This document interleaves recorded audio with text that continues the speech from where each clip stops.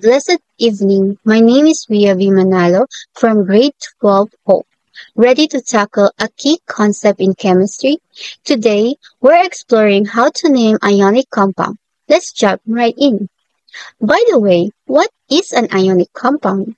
Ionic compounds are formed when electrons are transferred from one atom to another, creating ions. These ions, being oppositely charged, attract each other, forming a chemical bond. This bond is known as ionic bond.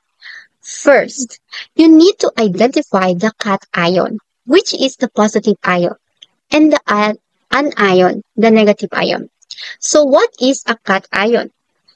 Cation is a positively charged ion formed when an atom loses one more electrons. Metals typically form cations because they have tendency to lose electron to achieve a stable electron configuration.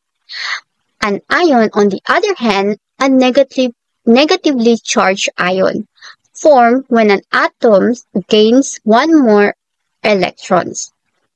Nonmetals typically form anion because they have tendency to gain electrons to achieve a stable electron configuration. When naming the cation, if it's a main group metal, simply use its element name. However, for transition metals, you must indicate their charge using Roman numerals in parentheses. For an ion, if it's single element, add IDE to the root name. For example, oxygen becomes oxide.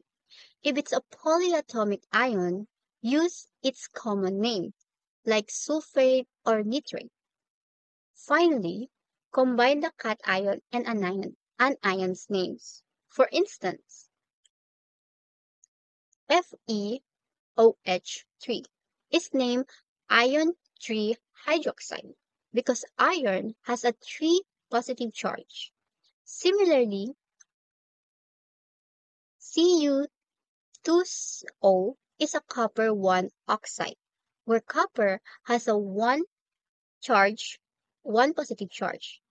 Lastly, NH4 3PO4 is ammonium phosphate, combining ammonium and phosphate ions.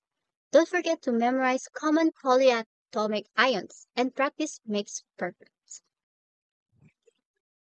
Since now you heard a brief explanation about ionic compound, let us now go to our discussion about how to name an ionic compound. So firstly, you need to identify first the cation, and which is the positive ion, and the anion, which is the negative ion. So when we say a cation, it is mostly known as a positive charge, and while an ion is a negatively charged. So how are ionic compounds named? So we have this nomenclature of common cations. So monatomic cations with only one charge states are named by writing their elements name and then adding the word ion. For example, sodium. Sodium will become sodium ion. We also have a monatomic anions are named by adding the suffix IDE to the stem name of elements. For example, chlorine, it will be chloride ion. Sulfur will be sulfide ion. So the cation charge state is written as a Roman numerical enclosed in parentheses besides the element's name. For example, iron. Iron has several charges. For example, the iron has a positive 2 charge. So it will be iron 2. If it has 3 positively charged, it will be iron 3 ion. After the monatomic ion, we have binary compounds. Binary compounds are composed that contains only two types of elements. So ionic compounds are named by writing the cation name first, followed the anion name. For example, sodium chloride. So we have a positively charged sodium and a negatively charged fluoride. Example of binary compounds, we have KF, which is potassium and fluorine. Since we're going to be binary compounds, it will be potassium fluoride. So example of binary compound. So we have potassium, potassium potassium and fluorine. So it will be potassium and then fluoride. Since we already have the binary compound, we also have polyatomic compounds. Polyatomic compounds are composed with three or more types of elements. So polyatomic anion usually come in the form of oxyions, which are ions that contain both nonmetal elements and oxygen. For example, SO3 2 negative is an oxyion because it contains a nonmetal elements, carbon and oxygen. So, and oxoions are named by appending the suffix ate, ate to the element's stem name. For example, the SO3 2 negative. So it will be carbon with oxygen plus 8 will be carbon 8, carbonate.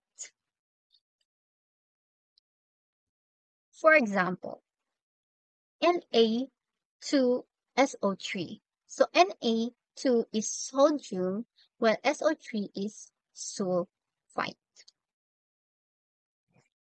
So continuation of this, if the nonmetal can form two oxyions, then the one with a lower number of oxygen atoms is appended with the suffix "ite" or ite. So example, so SO3 2 negative and SO4 2 negative. So SO3 2 negative is sulfite, while SO4 2 negative is sulfate. So, so if more than two oxyions are possible, then the following rules are applied. Increasing number of oxygen. So SLO, one negative charge, hypo and ITE. If it's 2, ITE. If it's 3, ATE. And if it's 4, hyper 8, which is hyper ATE. So that's all for the video. Thank you so much for listening. I hope this will help you in your chemistry lesson. Bye bye.